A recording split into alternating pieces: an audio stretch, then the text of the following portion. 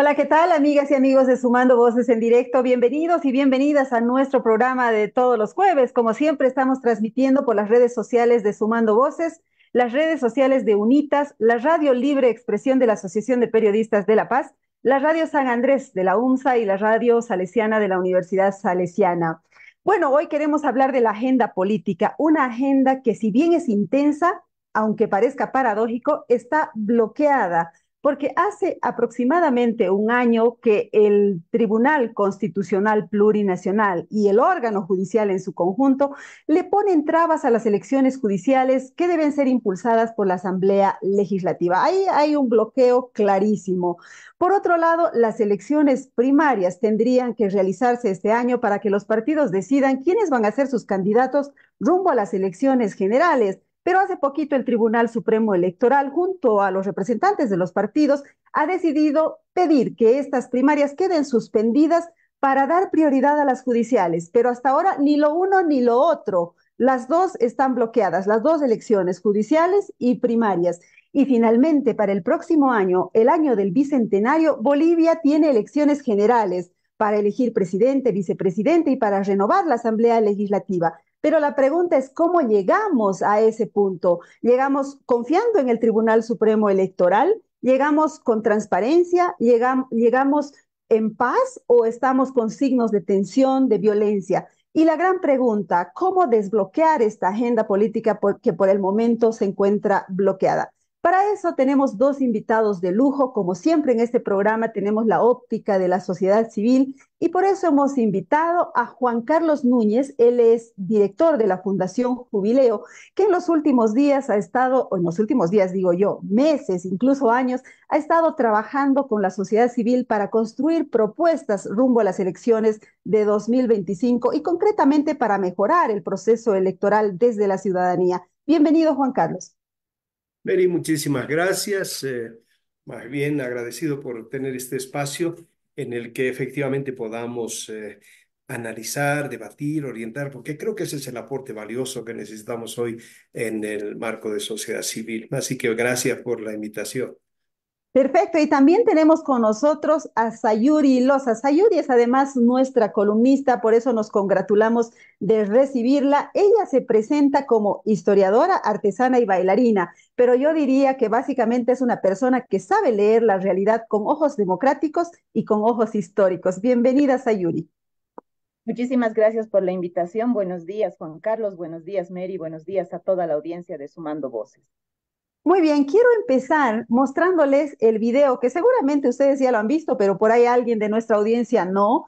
El video de don Oscar Hasenteufel, el presidente del Tribunal Supremo Electoral, cuando presenta los resultados de esta reunión multipartidaria que se realizó la semana pasada con el telón de fondo de la pelea de los masistas, de los arcistas versus evistas en el Tribunal Supremo Electoral, concretamente en la puerta. Ahora veamos a Hasenteufel, por favor. Todos los amigos y amigas de los medios de comunicación. Gracias por su paciencia. Sabemos que han estado en otro espacio físico, pero han estado siguiendo todo el evento y para el Tribunal Supremo Electoral es realmente una gran satisfacción el haber podido llevar adelante este encuentro multipartidario e interinstitucional y sobre todo haber llegado a una declaración de consenso que dice lo siguiente: declaración por la democracia. El 10 de julio de 2024, en la ciudad de La Paz, a convocatoria del Tribunal Supremo Electoral, se realizó el encuentro multipartidario e interinstitucional por la democracia con la participación de líderes y representantes de las organizaciones políticas con personalidad jurídica en el ámbito nacional, representantes de los órganos ejecutivo y legislativo, además de acompañantes del cuerpo diplomático y organismos internacionales. Luego del intercambio sostenido en el encuentro, el Tribunal Supremo Electoral, los órganos ejecutivos, legislativos y las organizaciones políticas efectúan ante el país la siguiente declaración. 1. Es deber y responsabilidad de todos los órganos del poder público garantizar la realización de procesos electorales con integridad, seguros, transparentes, competitivos y con la más amplia participación ciudadana. 2. Los líderes y representantes de las organizaciones políticas, así como los representantes de los órganos del poder público, reafirman su compromiso democrático para la realización de las elecciones generales en los términos y plazos expuestos por el Tribunal Supremo Electoral. 3. Es una prioridad la realización de las elecciones judiciales con la finalidad de renovar a las autoridades judiciales en el marco constitucional y legal vigente en el país. 4.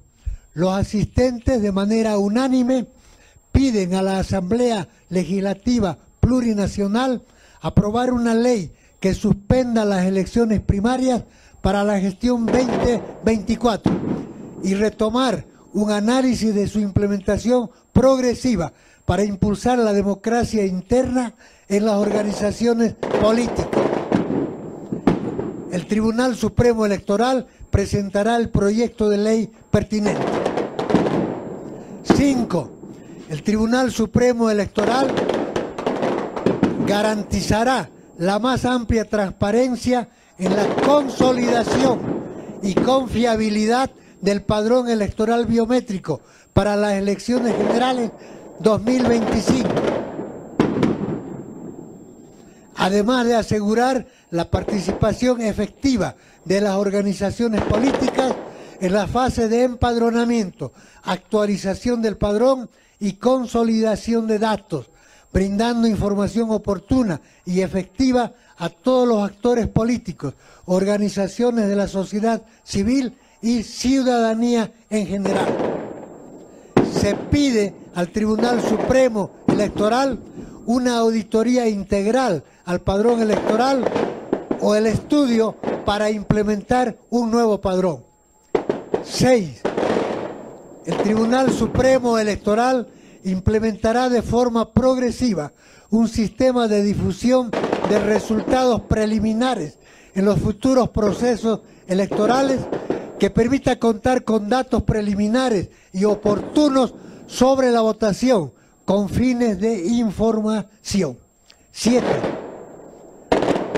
Los órganos del Estado deben garantizar que la distribución de escaños y la correspondiente delimitación de circunscripciones electorales conforme a los datos del Censo Nacional de Población 2024 sean realizadas para su implementación en el proceso electoral 2025. 8. El Tribunal Supremo Electoral, en el marco de sus competencias, colaborará y coadyuvará en la atención de las denuncias de acoso y violencia política, además de promover espacios de diálogo y capacitación sobre los temas de género. 9. El Tribunal Supremo Electoral decidirá jurídicamente los casos de transfugio político que lleguen a su conocimiento, estableciendo procedimientos oportunos para el tratamiento de estos casos en el marco de la normativa vigente. Se debe analizar una aplicación efectiva de la normativa en los temas de transfugio político. 10. El Tribunal Supremo Electoral considerará la petición de los pueblos indígenas para el respeto de sus derechos políticos y colectivos en el ámbito electoral, de acuerdo a lo establecido en la Constitución Política del Estado. 11. El Tribunal Supremo Electoral debe ejercer sus atribuciones electorales y jurisdiccionales de manera independiente, sin intromisión de otro órgano del Estado. 12. Los participantes del encuentro nacional manifiestan su voluntad política para promover acuerdos que contribuyan a garantizar el sistema democrático del país. La Paz, 10 de julio del 2024. Este documento lleva la firma de los representantes políticos que estuvieron presentes en el encuentro. Muchas gracias por su atención. Muchas gracias, muy buenas tardes. Pero la verdad es que no firmaron todos. Evo Morales se salió en medio de los petardos y las peleas que había ahí afuera que se pueden escuchar en el video y no firmó y por lo tanto esta agenda está en duda. La verdad es que está en duda. Juan Carlos, ¿cómo desbloquear la agenda política? ¿Cómo hacer que el país avance, que haya elecciones judiciales? ¿Cuál es tu percepción al respecto? Bueno, yo creo que hemos entrado a un momento de verdadero conflicto. No sé si es una ruptura declarada, dada al interior del MAS o es una estrategia. Todavía esto sigue ahí entre medio del campo del análisis, pero eh, es tal la hegemonía política que lo que están haciendo es debilitar toda expresión de institucionalidad. Y esto es preocupante. Es decir, manosean el Poder Judicial, manosean las Fuerzas Armadas y otras entidades con afanes estrictamente partidarios. A eso hemos llegado, a resumir la institucionalidad democrática y del Estado en un manoseo que es realmente absolutamente irresponsable. Yo creo que el Tribunal Supremo Electoral, al haber convocado a este encuentro multipartidario, por lo menos se ha pretendido también de alguna manera blindar ante la arremetida, porque lo que se está acordando allá es mínimamente este poder, que es el mejor árbitro que vamos a poder tener en el 2025. Ojalá no llegue pues acribillado también frente a estos altos intereses que tenemos. Entonces, por lo menos desde Jubileo siempre hemos pensado en que lo que hay que hacer es fortalecer al Tribunal Supremo Electoral, fortalecerlo desde ese rol de transparencia, de acceso a la información. Qué bueno que haya este tipo de espacios. Y claro, los que generan ruido, los que están en discordia con todos estos temas, nos ponen en una situación compleja. Nunca habíamos pensado en este proceso que íbamos a tener una situación de tanto bloqueo, porque son bloqueos normativos, son bloqueos de ausencia de firmas en acuerdos, es todo tipo de bloqueos. Antes, como la hegemonía era una sola, todo pasaba como fluido por agua, ¿no? O sea, hoy día no, hoy día tenemos este tipo de obstáculos, pero es la mejor muestra de que estamos sujetos a un poder político que sobrepasa más allá de los intereses. Y la gran preocupación, Mary, es, ¿y dónde está la oposición? A alguien escuché decir, hay muchos opositores, pero no hay oposición, ¿no? Es decir, ¿dónde está cuando hoy día ya estamos entrando en un escenario preelectoral declarado? Tenemos un presidente que ya es candidato, todo lo que está haciendo va en ese marco. Tenemos otro líder, presidente del MAS, que está en la misma campaña, en esas arremetidas. ¿Y dónde está la oposición? Una gran pregunta. Entonces, ¿cómo podemos desbloquear este proceso tan complejo, además al que hay que adicionarle otros aspectos? Estamos al frente de una crisis económica con un shock y un impacto social que esto va a tener. La CEPAL dice que por la aplicación de este tipo de modelos en América Latina, 200 millones de personas van a volver a la pobreza. Y quiere decir que en Bolivia hemos hecho unos cálculos muy empíricos, pero estamos atravesando a más de 2 millones de personas que van a volver a la pobreza en este tiempo en Bolivia. Es Ujú. decir, ¿cómo vamos a buscarle salidas a estos grandes temas, esa agenda caliente económica, social, ambiental y de paso institucional? Un Estado absolutamente desestructurado, débil, que tiene que enfrentar los tremendos desafíos. Pues yo me quedaría ahí, Mary, dando este primer pantallazo de lo que está pasando y pues qué pena que en los más de 40 años de vida democrática, 42 para ser más exactos, una mitad hayamos vivido en una democracia pactada, representativa, que ha tenido sus limitaciones, pero hoy día estamos en el marco de una democracia corporativa, que donde también, y creo que nadie se puede jactar de decir que se representan al pueblo, etcétera. Son corporaciones, son estructuras, son gremios los que están controlando el poder hoy día y estamos viendo hoy más que nunca la fractura de toda esa situación y llevándose por delante la institucionalidad. Son casi, casi como mini partidos, ¿verdad? Que tienen Exacto, su son poder y su sectores, peso y yo frente creo al que poder. A mí Tenemos me gusta, parlamentarios, perdón, que te ajá, representan primero a su organización, a su gremio, cooperativas, cocaleros, claro, campesinos, y después se preocupan de la región, que es la que les ha elegido, para que estén ahí claro. Que en la ahora sí le asamblea. paso la palabra a Sayuri, por ahí ella nos puede decir cómo desbloqueamos esta agenda. Adelante, Sayuri Loza.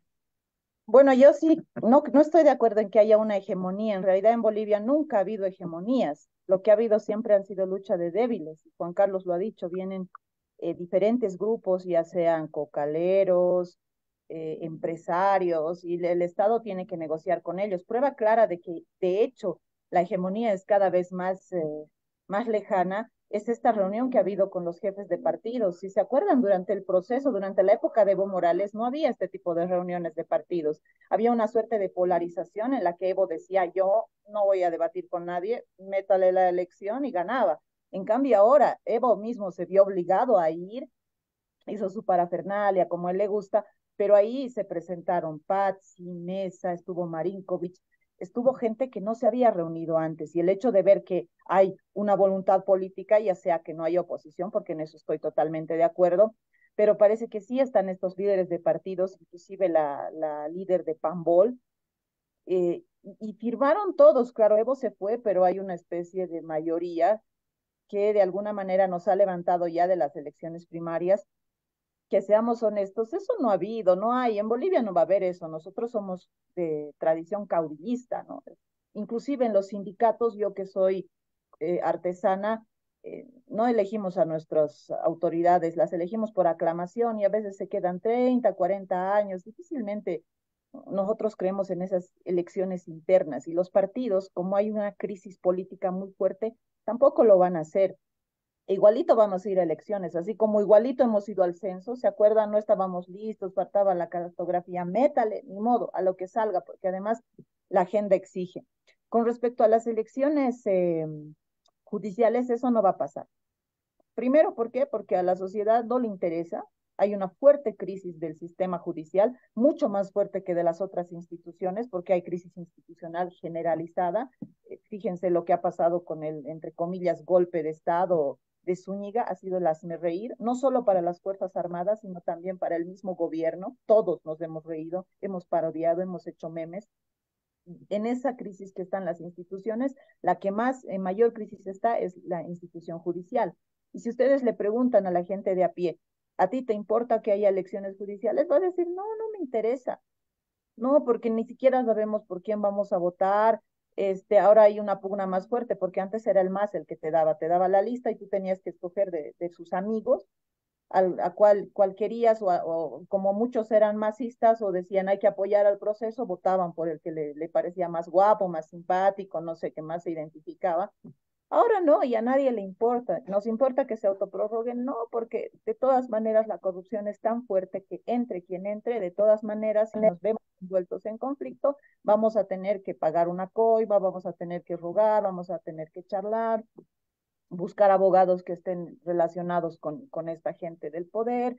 Entonces no está en la agenda. Yo no veo, por ejemplo, movimientos sociales, grupos de políticos que digan vamos a salir a las calles a tomar para que haya elecciones. Por tanto, es muy posible que no las veamos hasta que llegan, es decir, para mí van a ser antes las elecciones nacionales de gobierno antes que las elecciones judiciales. Es muy posible.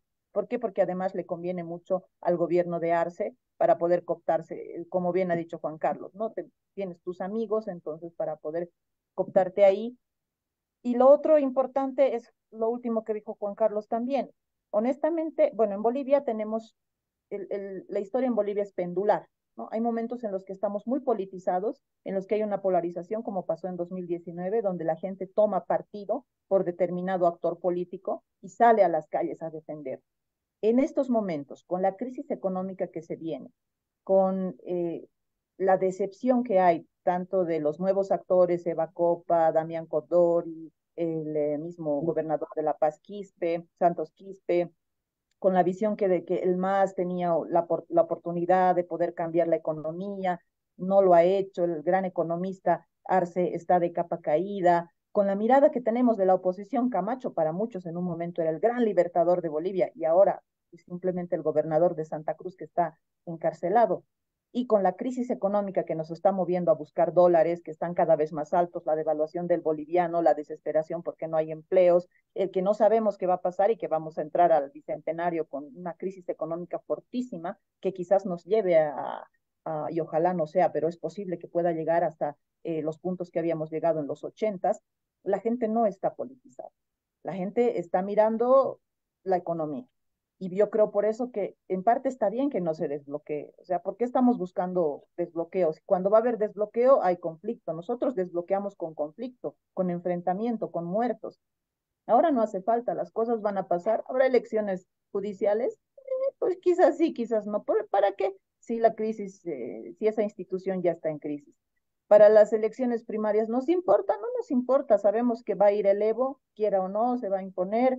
Irán las oposiciones, los opositores votarán por el opositor que un poquito les guste más, probablemente va a haber segunda vuelta y en esa segunda vuelta se va a decidir quién gobierne y el que gobierne le va a tocar bailar con la más fea porque va a ser una situación complicada. Las decisiones que se van a tomar en el gobierno del 2025 para adelante van a definir cómo va a estar la economía de Bolivia. Con eso, Muy interesante lo que nos dices, Sayuri. Primero va a haber elecciones generales, no va a haber elecciones judiciales, tampoco primarias. Y dice que a nadie le importan ni las judiciales ni las primarias. Probablemente entonces capaz sería mejor ahorrarnos esos millones que se gastan en esas elecciones, destinarlos a otra cosa. Sin embargo, hay un tema que se llama institucionalidad y que probablemente no conecta con la gente, ¿no? La gente está más preocupada que si el dólar ha subido, que si el tomate cuánto cuesta, qué sé yo, no está tan preocupada por este otro asunto que sí nos preocupa a quienes hacemos seguimiento de cerca a las noticias, estamos en el teje-meneje diario, como Juan Carlos, ¿no? O sea, hay una preocupación por la institucionalidad, Juan Carlos, por eso se promueven las elecciones judiciales, porque ustedes han sido parte incluso de estas firmas, más de 800,000 personas han firmado para que haya una reforma de la justicia. ¿Cuál es el sentido de eso, Juan Carlos? Bueno, estamos hablando de que un órgano judicial es pues un pilar fundamental en el país. Y estamos hablando de que no solamente por el tema de la protección de los derechos, por la vigencia del Estado de Derecho, sino por las inversiones. O sea, hoy día, si algo vamos a tener que establecer, y supongo que Arce estará en eso, ya nos declaran que ya, por poco ya han dividido a las regalías y los IDHs, ¿no? En todo lado, cuando todavía faltan como 5 años para que eso pueda funcionar, pero requieres estabilidad jurídica. ¿Quién va a venir a invertir en este país cuando te nacionalizan, cuando te bloquean, cuando tienes una crisis, cuando no tienes ninguna garantía de tu inversión? Y lo que más necesita en el país hoy día son inversiones. Este es un tema que yo creo que tiene una soga al cuello el presidente Arce frente a la situación que estamos viviendo. Se calcula que tendremos que contar con unos 10,000 a 12,000 millones de dólares para estabilizar la economía. ¿De dónde se saca esto? ¿No? ¿Quién nos aporta para poder brindar una mayor certeza a la población con este tema de los recursos? Una puerta es el Fondo Monetario, pero eso es hablar del diablo mismo en persona, ¿no? Porque tendrían que ponerles un sinfín de condicionamientos y lógicamente tenemos un presidente atrapado en una presión increíble. Haga la reforma que haga a Arce, se lo come vivo Evo Morales, ¿no? Entonces, yo creo que el escenario es bastante complejo para ellos mismos en cómo se lleven adelante. Y claro, cuando entramos en este problema, nos olvidamos de los factores centrales de lo que estoy hablando, la institucionalidad. El Poder Judicial o el órgano judicial es el principal garante del cumplimiento de la vigencia de los derechos humanos en el país. ¿Cómo estamos hoy día? O sea, frente a detenciones arbitrarias, persecución, un sinfín de temas que están ahí sujetos a ver qué te pasa, ¿no? Al mejor estilo de las propias dictaduras que iban a patear tu casa y para entrar te metían la puerta y te sacaban. ¿Y quién hoy día te salva, ¿no? En esos temas. Es decir, cuando tienes un poder judicial absolutamente dependiente de intereses sectoriales o de intereses de poder político y económico. Entonces, estamos expuestos a todo. Y lógicamente la gente de a pie no lo siente si no está resbalado, como dicen, como jaboncillo, ¿verdad? Ajá, Resbalado en un problema judicial, en un proceso, que recién sientes esta situación tan compleja que el que tiene plata gana el proceso. A esos niveles hemos llegado de distorsión. Entonces, la institucionalidad es un tema central y tenemos que recuperarla. Tenemos que ver de ponerle ciertas reglas de juego, porque si dejamos a la irresponsabilidad de los políticos, pues no hay otro concepto. Hay una irresponsabilidad por este afán de copamiento, de poder. Y claro, cuando hablo de hegemonía, no estoy hablando de las organizaciones. Las organizaciones las han instrumentalizado, lastimosamente. Las organizaciones están funcionando por la prebenda, lastimosamente. Estoy hablando de los dirigentes, ¿no? De los dirigentes especialmente nacionales, tal vez en los niveles más regionales, más locales, no hay tal presencia, tal influencia, pero es una realidad.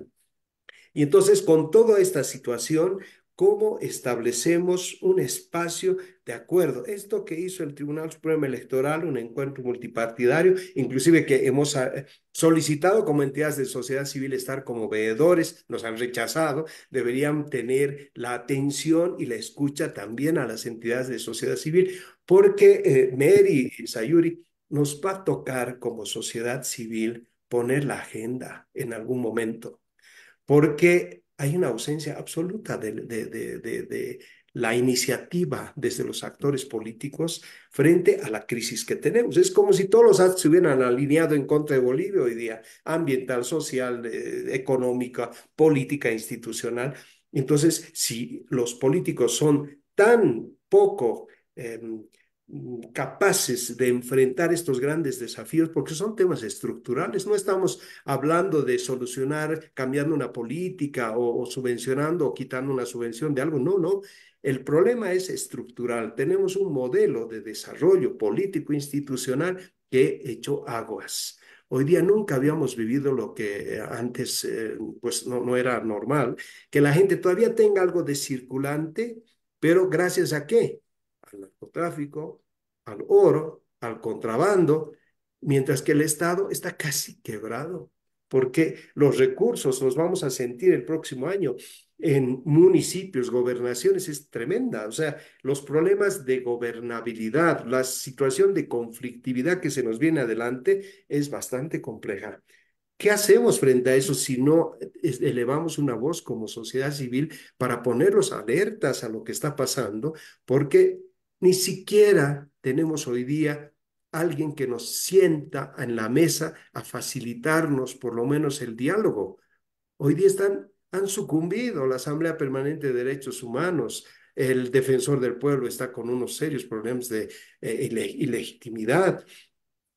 Las propias comunicadores, los sindicatos de prensa, ¿no? Que antes tenían un nivel de credibilidad que se podía convocar, o instituciones como la Iglesia Católica, hoy absolutamente echada a menos. ¿Quién nos Ujú, convoca? Estamos en un momento de sálvese el que pueda. Esos son claro. serios problemas de que nos trae la institucionalidad hoy día. Entiendo. Juan Carlos apuesta pese a todo por un acuerdo, ¿no? Y por el rol protagónico de la agenda de la sociedad civil. Y de pasito nos cuenta que el Tribunal Supremo Electoral no les ha dejado entrar a ver qué pasaba con esa reunión. Y claro, sí dejaron entrar a los arcistas, ¿no? A los movimientos sociales arcistas. Pero bueno, ese es un detalle y un paréntesis nada más. Ahora quiero preguntarle a Sayuri si ella considera que hay espacio para un acuerdo o definitivamente vamos a resolver esto con el cachascán, como diríamos en el habla popular.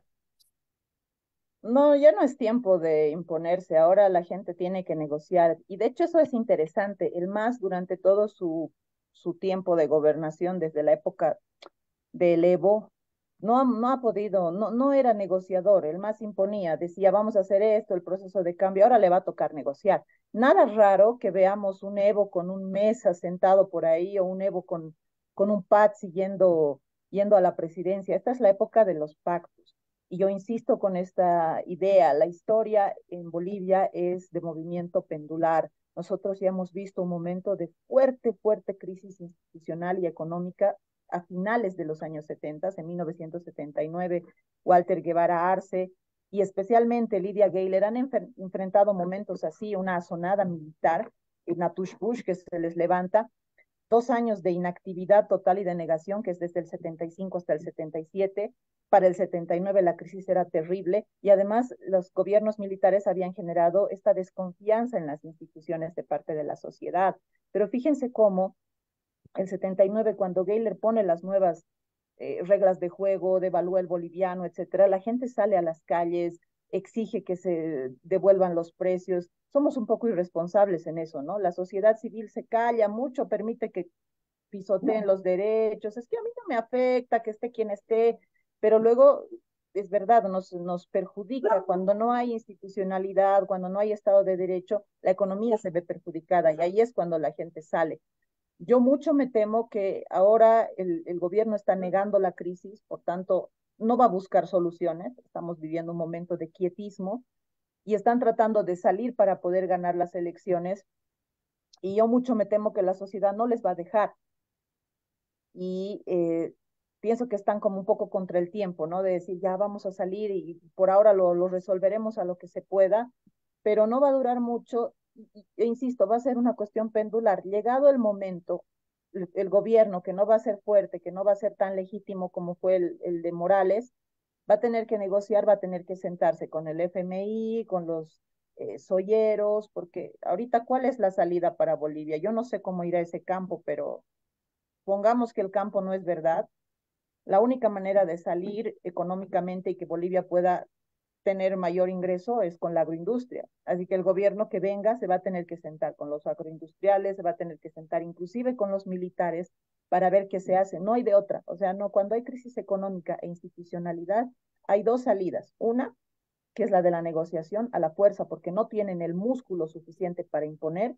Y la otra, que esa es la que yo no desearía, que se ha visto mucho en África, que es la incursión de los warlords. Cuando las instituciones son débiles, cuando los gobiernos están más enfrascados en pelearse políticamente, en cuestiones políticas internas de ellos, aparecen estos jefes de la guerra que se hacen de los espacios. Aquí podría llegar los cárteles de narcotráfico, sin duda, que van a empezar a pugnar por el poder ellos, van a tener sus propias policías, sus propios grupos militares armados, y ahí yo creo que sería el acabose para Bolivia. Yo realmente deseo que eso no pase. Para mí, ojalá el diálogo sea importante. Les conviene a todos los grupos que están involucrados en eso, porque una vez que lleguen estos cárteles, estos warlords, ya se ha visto en Ciudad Juárez, en México, toda la institucionalidad y todo el poder va a pasar de estas manos, de las manos de los bolivianos políticos, así como los estamos viendo, a manos de extranjeros que nos van a hacer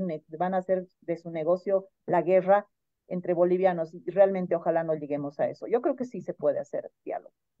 Warlords, los señores de la guerra, no los queremos aquí, no, eso sí que sería terrible que le ocurra a nuestro país, porque estaríamos hablando de que la violencia se toma el control institucional del país, ¿no? A esos niveles se llega cuando esto ocurre. En esta agenda, tal como lo mencionan ambos invitados, también está la crisis económica. No solo se debe hablar, se puede hablar de judiciales, de primarias, de elecciones generales, sino del contexto de la crisis económica, que probablemente es lo que más le interesa a la ciudadanía, ¿no? Y por eso quiero preguntarle a Juan Carlos, Sayuri nos decía, el que venga va a tener que negociar con la agroindustria, va a tener que sentarse con quien sea para resolver la crisis. La pregunta es si vamos a aguantar hasta el 2025. Vamos a aguantar, no estoy hablando solo del gobierno, estoy hablando de la gente, de la sociedad civil.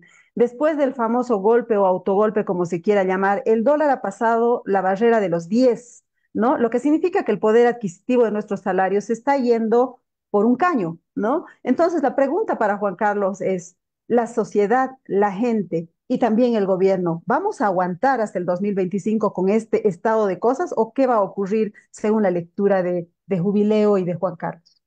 Bueno, estamos muy preocupados por la situación porque más allá de indicadores macroeconómicos, el impacto que esto puede tener en las importaciones o esperar que haya más exportaciones para que tengamos más divisas, en el cotidiano la gente ya lo está sintiendo. Mira, ahí son serios problemas. Gente que tiene hijos, gracias a Dios, oportunidad de estar estudiando afuera, tienen que mandarle dólares. Nuestro peso boliviano se acaba en la frontera. o gente que está con problemas de salud, gente con cáncer, que tiene que comprar medicamentos que no existen hoy día en el país, que tiene que conseguir dólares a como dé lugar. Entonces, lo que no se pensó es, y en esta actitud que el gobierno hoy tiene, de seguir manteniendo un tipo de cambio oficial que está ahí en el letrero, ¿no? Pero en la real, no. Imagínense, así es la economía. El mercado negro nos está poniendo el precio real del tipo de cambio. Y bajo esa realidad es que tenemos que movernos en la economía. Entonces, hay serios problemas. Por un lado, el tema de la ausencia de reservas internacionales es una llamada de atención muy preocupante porque aunque tú puedas reproducir dinero, ese dinero no te va a servir si no tienes una fuerte reserva internacional que le dé el valor a ese billete que hoy manejamos en el país. Entonces, el tema de las reservas internacionales viene a ser un tema que hay que estar atentos. El tema del tipo de cambio. Y claro, tenemos políticas tan demagógicas como la subvención de hidrocarburos, que hoy día está empezando a volverse su propia soga al cuello del gobierno. Es decir, ya no tienen los recursos y la liquidez para poder adquirir hidrocarburos de afuera, pues lastimosamente nuestro país no produce petróleo pesado, ¿no? Entonces tenemos que comprar diésel de afuera, tenemos que comprar un alto porcentaje de gasolina y eso, esa diferencia ya es insostenible. Entonces, ¿qué hacer? Desde Jubileo hemos dicho, ¿y por qué no focalizan? Imagínense si los mineros auríferos utilizan tractores, maquinarias, volquetas, que compren pues, al precio internacional sus usos. A ellos más los estamos subvencionando, esa es la barbaridad, cuando son un sector de los más privilegiados y tal vez tenemos muchos millonarios dentro de sus filas con recursos de la explotación del oro y el impacto ambiental que nos han dejado. Entonces, hay una situación económica muy compleja que debería el gobierno, y ahí viene el tema político, lo ideal sería que haya un sinceramiento del gobierno, que nos digan, señores, así estamos, porque si uno quiere empezar un diálogo, tiene que saber, pues, cómo estamos, sobre qué base de información vamos a empezar a dialogar. Y ahí vendrán los actores económicos, etcétera, para dialogar, pero necesitamos saber qué está pasando. Y ese sinceramiento hasta ahora no se lo encuentra en el gobierno, lastimosamente. Y claro, y eso tiene dos salidas o una que lleguemos realmente a un momento ya incontrolable de la crisis, ¿no? En la que, o la otra es ir al diálogo, pues donde pues, se pueda tener la información clara y sobre esa base empezar a discutir y analizar. El presidente Arce, cuando ganó las elecciones con ese 55%, que a propósito, el tu voto cuenta, que éramos un red de instituciones, hemos tenido que anunciar la victoria del presidente Arce. Cruzando nuestros datos de las encuestas, la población que votó por Arce era entre 18 a 52 años de edad fundamentalmente. Población económicamente activa. ¿Cuál es el mensaje al señor Arce? Estabilidad económica, ingresos, paz social. Si Arce hubiera convocado a un diálogo nacional al inicio de su gobierno, creo que este era otro momento que estuviéramos hablando en Bolivia. Lastimosamente se enfrascaron en el ámbito político y miren cómo estamos. Parece ser demasiado tarde tener un escenario como ese, tan favorable como el que tenía Arce en su momento, con 55% de votación encima, hubiéramos podido establecer grandes acuerdos en el país. Bueno, pero ya pues ahí estamos. Esta es la realidad y sobre esta realidad tenemos que buscar urgentemente el diálogo. Me preocupa, ¿quién convoca? ¿Quién tiene hoy la capacidad de convocar a los sectores encontrados a una mesa de negociación? ¿Quién facilita ese encuentro? Ahí hay una duda muy grande, hay un vacío enorme. Yo no encuentro esas instituciones que antes mínimamente se las tenía, que por lo menos sentaban a las partes para que se pongan a dialogar. ¿Quién lo hace hoy día? Este es un tema preocupante que tiene que ver con toda esta debacle que tenemos de la institucionalidad democrática. Hasta en eso estamos bloqueados, ¿no? Hasta en institucionalidad con legitimidad para convocar a un Exacto. diálogo. Qué lamentable realmente. Quiero hacer una última ronda con ambos para hablar un poco del escenario electoral que se viene. Es decir, los que no están con el MAS suelen preguntarse, ¿y quién? ¿No? Y pareciera que ahí les viene más desazón todavía. ¿No? Porque no encuentran opciones, no ven el posible líder, se habla de, oh, ahorita va a surgir un outsider, pero no sé, Bolivia creo que no es de outsiders, ¿no? Duran 5 minutos, hasta la primera encuesta duran los outsiders, como por ejemplo Chi y demás, ¿no? Después desaparecen. Sayuri, ¿cómo estás viendo tú el escenario? ¿Crees que vaya a surgir una opción diferente a la del MAS? ¿O definitivamente la elección va a ser entre arcistas y evistas? No, Arce está chao. Arce ya está Chao. muerto. Sí, Ahí está, otra ¿quién va a noticia que votar nos... por él? Los empleados públicos van a votar por él, no alcanza. Arce Chao no es un caballo ganador, ese caballo cayó antes de jugar.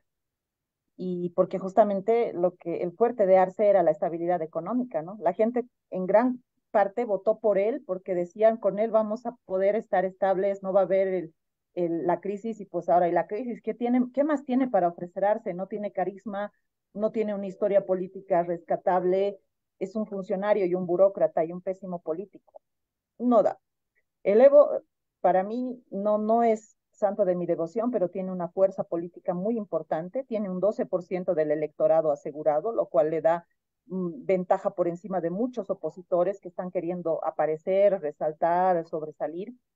Por tanto, creo que sí va a ser un rival importante, quizás inclusive gane, nada raro que nos encontremos con un Evo ganador, porque yo hace tiempo, ya hace un par de años, escribí un artículo que se llamaba Estábamos mejor con el Evo, que justamente se refería a cómo la opinión pública en gran parte se plantea que es que en los años del Evo el dólar no subía, la economía era buena, e inclusive con la idea bastante pragmática de el Evo es narco y él con el narco va a poder hacer crecer el país. Es lo que dice mucha gente en la sociedad, ¿no? Entonces, y votemos por él, no porque el 12% cree en él, pero el resto, como votaron por Arce, es que con Evo había estabilidad, entonces votemos por él. Nada raro que el Evo gane las elecciones, pero les soy honesta, difícilmente va, si se va a segunda vuelta, que es lo más probable, vamos a tener una segunda vuelta, no hay masista que resista, ni Evo, ni Arce, ni quien sea de esas facciones, no va a haber.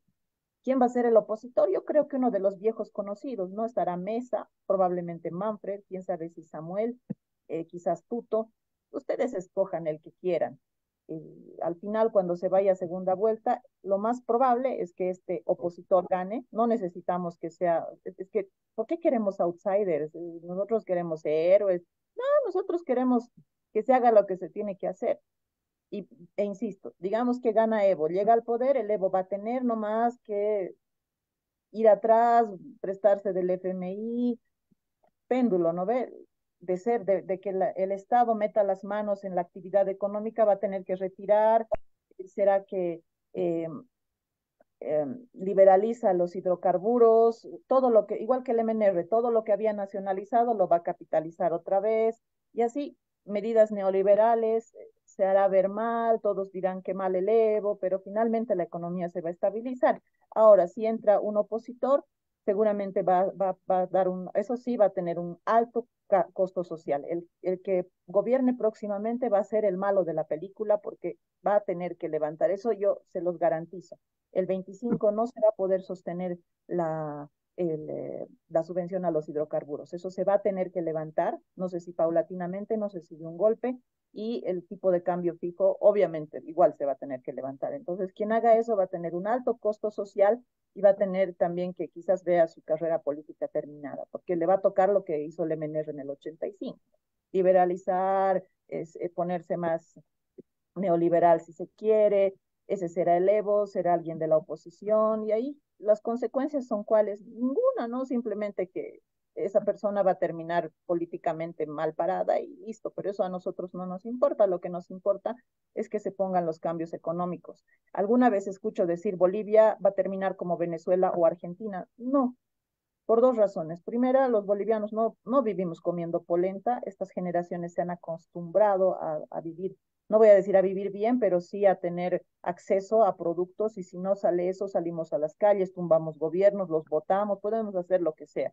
Y segundo, somos una sociedad altamente eh, desinstitucionalizada, es decir, no hay industria en Bolivia. 8 de cada 10 somos comerciantes independientes, consultores, emprendedores, y esa precariedad en el trabajo que tenemos de alguna manera nos permite que podamos darle cierta energía y tenemos el narcotráfico, tenemos el contrabando, nos mantiene a flote.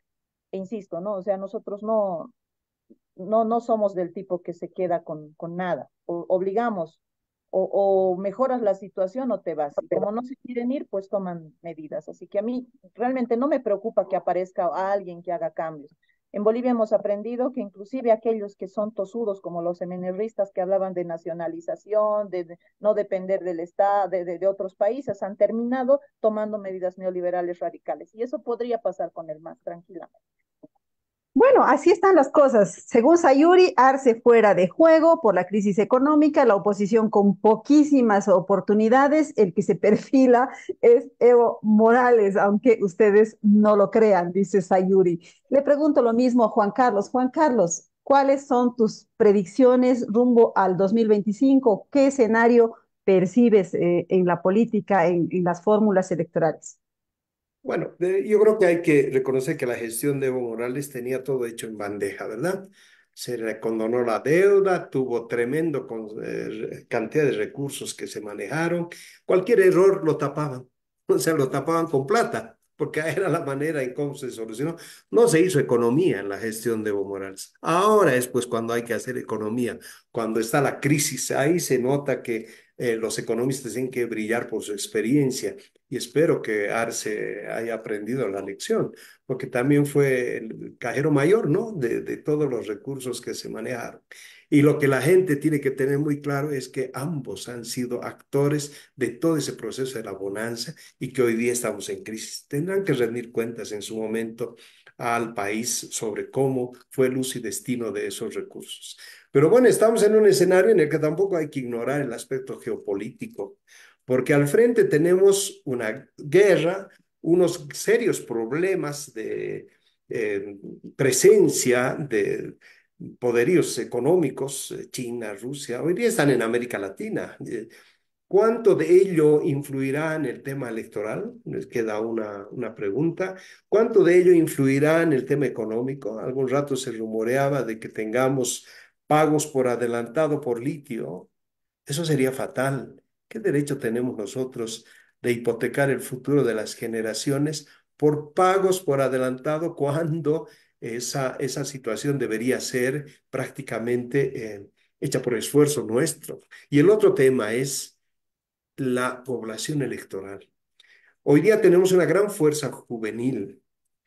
Prácticamente si hiciéramos un sondeo de cuánta gente con el bono demográfico, cuánta gente hoy día estará apta para su primer voto después del 2020, creo que es una fuerza muy importante. ¿Quién está capitalizando esto? Cuando desde la propia mentalidad de Evo sigue siendo la concentración, la movilización, cuando tenemos generaciones que hoy día se manejan por las redes sociales, esa es la manera en cómo funciona. Entonces, yo veo complicado el escenario, ojalá desde la oposición haya una salida distinta, diferenciada, que mínimamente pueda competir con estos líderes, pero lastimosamente ahí hay un serio vacío. Por lo tanto, creo que queda ponerle la agenda nosotros como sociedad civil a los políticos. Primero, constatar de que no es un problema de solamente circunstancial lo que estamos viviendo, no, es un problema estructural. Vamos a tener una situación compleja de crisis por lo menos 5 años en Bolivia. Y eso significa enfrentar esa situación. Por lo tanto, hay que poner la agenda que es estructural a los políticos y que ellos pues definan por dónde van los caminos y estar atentos a que cumplan con todo lo que se vayan a comprometer. ¿Cuán importante, por lo tanto, se hace un debate presidencial? ¿Cuán importante se hace un debate político público, abierto ante la sociedad boliviana? ¿Cuán importante se hace el sinceramiento del gobierno? Si bien Sayuri decía ya Arce, como que no, por lo menos que haga pues un gesto patriótico de decir y con absoluta franqueza cómo estamos en el país para buscarle salidas. Creo que sería muy interesante tener un presidente que muestre una actitud plena de voluntad patriótica de mostrar la situación y ver qué camino seguir hacia adelante. Entonces, es un escenario bastante complicado el que tenemos hacia adelante. Qué pena que sea en un bicentenario, aunque el bicentenario tiene que vérselo con futuro, con esperanza. Y yo creo que la esperanza está en los jóvenes. Toda esta generación que puede que decida el rumbo de las elecciones y que todavía es un voto oculto, que no sabemos dónde está, qué está pensando este joven, porque yo creo que hasta los 35 años, los que tenemos más de 35, pensamos que tenemos la verdad absoluta. No, los jóvenes no, están en otra cosa. Y creo que ahí puede ser también la necesidad de contribuir al fortalecimiento de la democracia con todos ellos. Yo tengo mucha esperanza ahí. No sé quién será el líder, pero tengo mucha esperanza en que ese voto juvenil, ese voto pueda tomar decisiones importantes hacia adelante.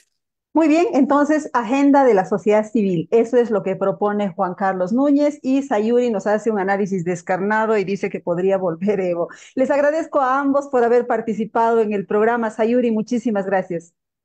No, pues es un placer para mí. Gracias, Juan Carlos. Muchas gracias y un gusto compartir, Sayuri, contigo también. Igual Gracias, contigo. Mary. Muy bien, que no sea la última, porque todavía tenemos harto para hablar de política hasta el 2025.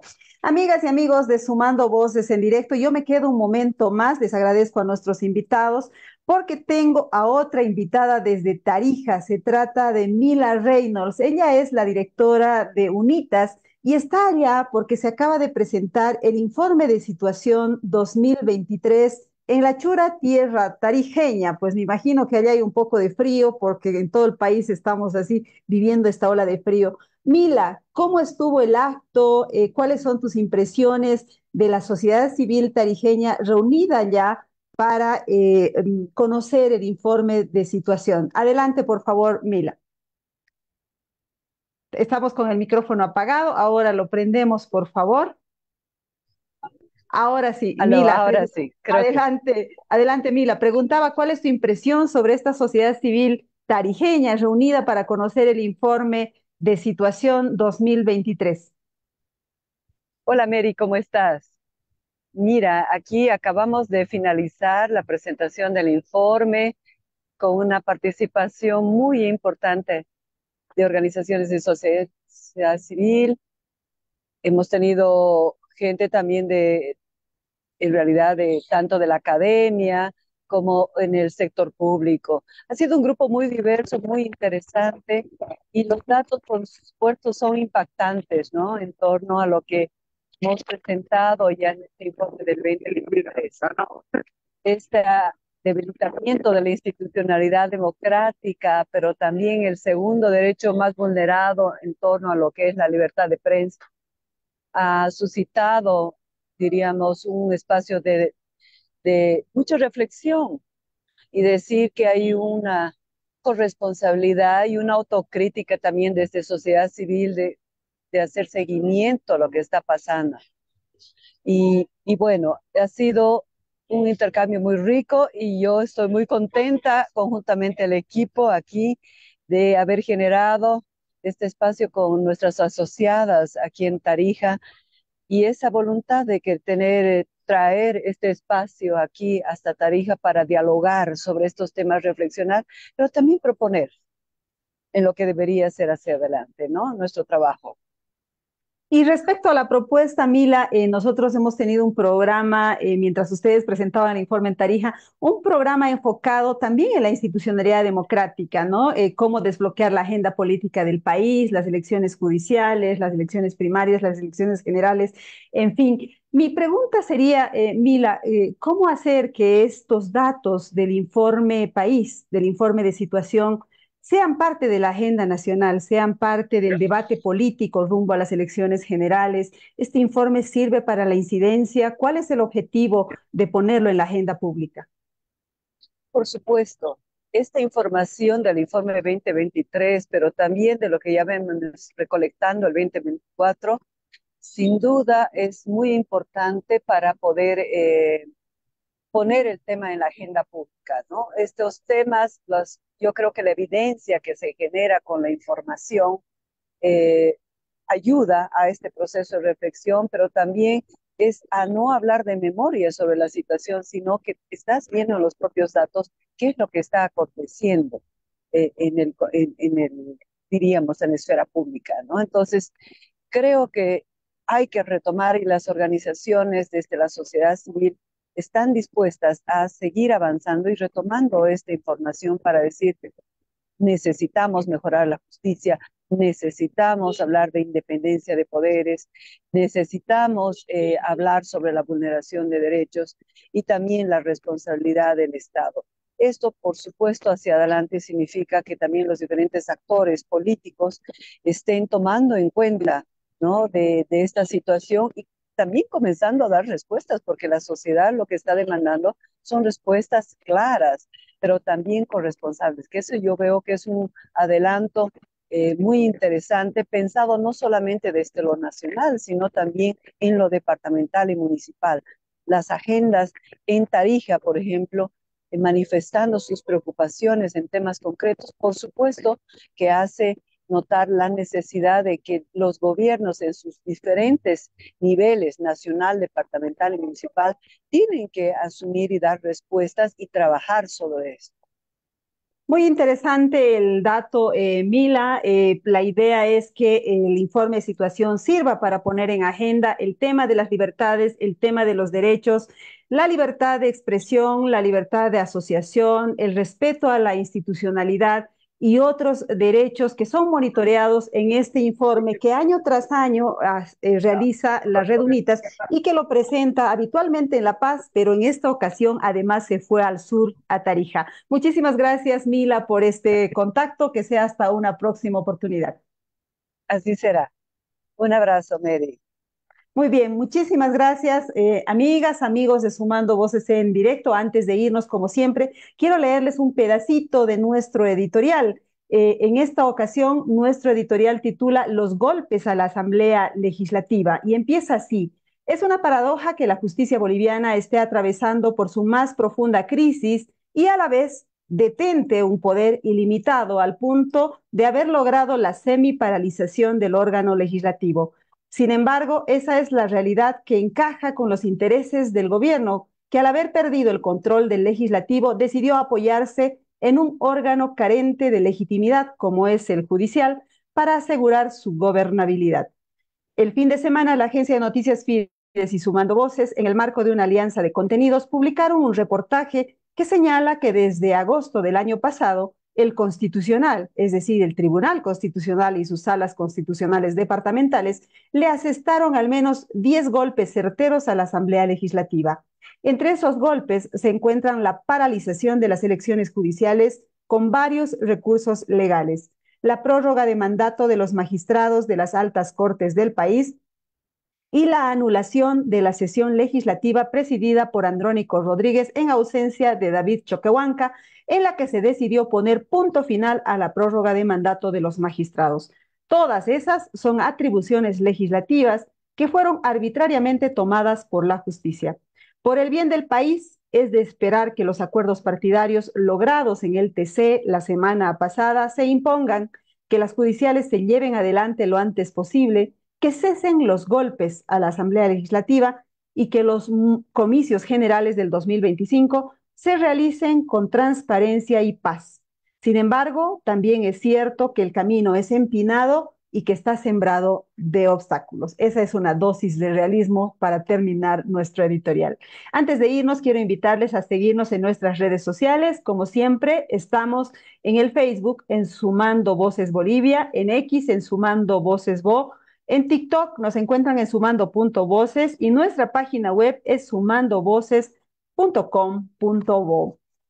En esta ocasión nos hemos ocupado de la agenda política del país porque consideramos que es el marco sobre el que se van a definir otros temas, como por ejemplo la crisis económica, el tema de la justicia y todos aquellos temas que atingen a la vida nacional.